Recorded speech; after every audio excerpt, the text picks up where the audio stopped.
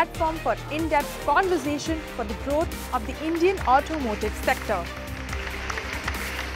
CNG becoming the predominant fuel or the preferred fuel of use for customers in India. Discussing the changing dynamics of mobility landscape. I think the future of mobility is going to be electric, it's going to be shared, it's going to be connected, it's going to be autonomous and powered by renewable energy. Brainstorming session on Make in India 2.0. Now 60% of our vehicles are built here in India. We will be the first automotive company to build plug-in hybrids here in India. ET Auto presents Global Auto Business Summit 2018. ET has done this Global Auto Summit. Automobile industry is one of the very important part of our industrial manufacturing sector. We feel that all types of automobiles that we make, components that goes into automobiles are made in India. And now we are seeing that even we'll be able to export from India in a big way. Servicing of automobiles is another big opportunity. And that is also creating huge jobs. As a build-up to the summit, Norway's ambassador to India, Nils Ragnar Kamsvåg, spoke to industry's key players about the need to go electric. But the greening of the transport sector needs scale. A small country like Norway does not have the numbers to make that happen. India has the order of magnitude to completely transform the market for green transport solutions. Mobility plays a pivotal role in the advancement of the automobile sector. The auto industry leaders laid the foundation to discuss the future of mobility. Automobile industry constitutes almost 50% of the manufacturing industry of India. We have to keep making more and more in India to create the jobs to grow manufacturing, which is the basis of our growth. The policy for mobility has to be a little bit more holistic. It has to look at all the aspects of making, how to do infrastructure, how to get over the huge delays which take place in constructing infrastructure. I'm talking of the infrastructure for CNG. 81% of R&D spends are done by government and government agencies. India's total GDP, if we see, only 1% is spent in R&D. So when we talk about manufacturing, actually manufacturing is more assembling. Huge assembly is happening in India. But what kind of a technology is erupting out of India which can be breakthrough? That's a question mark. You're no longer a small economy. Countries look forward to what India does in terms of market, how it opens up its market, how it interacts with the developing world. We produce 24 million two-wheelers. We will be, if we realize the AMP, the Automotive Mission Plan 2026, we'll make 50 million two-wheelers. Where should design and development happen? Where should incentivization for R&D happen for this product? This country. We can't be champions of everything, but we should pick and choose where we can lead the world. Our approach is not to follow what other people have done. You have to make your own way. You have to walk your own path. I think if you're nimble-footed and you come up with the fastest response time to what the customer needs, you're home. Knowledge will get you from point A to B, and imagination will get you everywhere. So please use your imagination, please open your eyes and dream.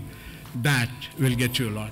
My strategy is not to have a strategy. What's that strategy? What are the key things that you look up to when you are really acquiring the company? There's a customer who's going to pay the bill.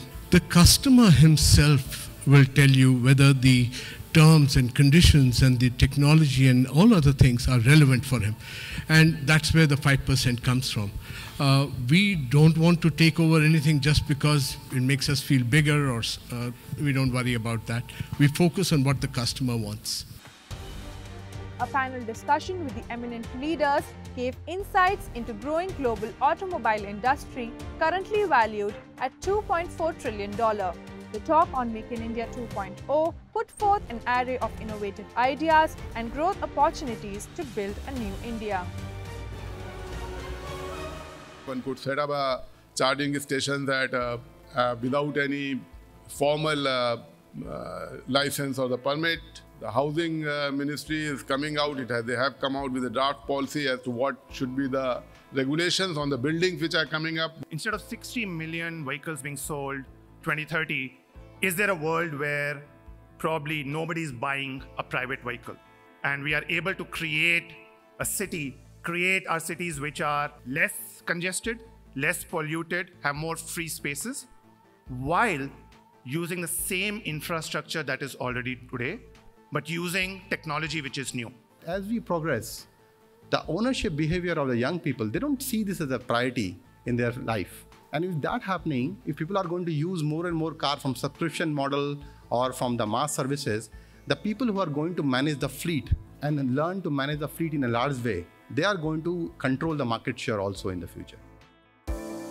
Startups are facing challenges in mobility space, and new age entrepreneurs can both compete and collaborate with the existing larger players. Auto industrialists deliberated on the topic at ET Auto Global Auto Business Summit. I see the large opportunities, new opportunities in first mile, last mile vehicles, in shared mobility products that are India-centric. Journey has just begun. So solutions for integrated network charging, e-bus, electric buses, three-wheelers, transport, and shared mobility, like I said, is going to play a very, very important role going forward. As we move forward, we're talking about integrating Google, Apple, and these types of technologies. We will be using apps. And I think if you can develop an app that is automotive based, these things, it's an easy way to access, I think, us and to be into this space. The Indian automobile industry's youngest leader and co-founder of ATI Motors, Saad Nasir, showcased his entrepreneurial skill and spoke about his innovation in driverless mobility. Being the youngest engineer in the country, he shared his experience gained during the development of the autonomous mobility technology.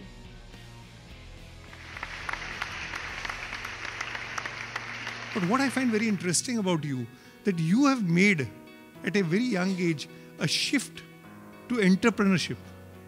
So how did this change happen? One of my co-founders in the startup I'm running, he used to mentor me in math. So every Tuesday I used to go to his office and used to learn some new things. We were working on various interesting engineering problems, and that's when we decided that we want to do something, a challenging engineering problem that also has commercial viability.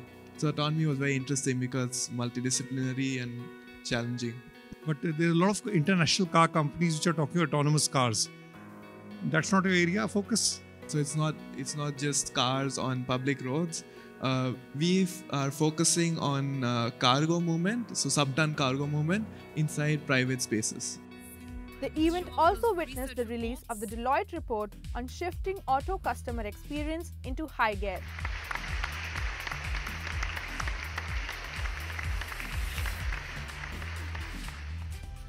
Amidst the competing dynamics engulfing the automotive industry, there are certain unsung heroes in the space who have demonstrated professional excellence.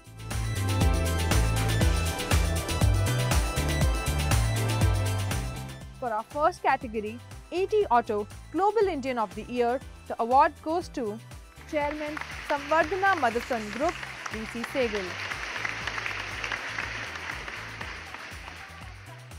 In our next category, AT Auto Innovator of the Year, the award goes to co-founder and vice chairman, Sun Mobility, Chetan Mani.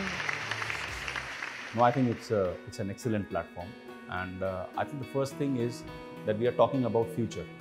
It's a great event. I mean, I've got some very good lineup of speakers. I've seen some very, very good debates going on inside and very good panel discussions. I was pleasantly surprised with the quality of content. Every single session was very insightful. What I like the most is the diversity in terms of the speakers which is brought in. No, I think this kind of summit which you've organized has great value in bringing people together from different walks of this industry.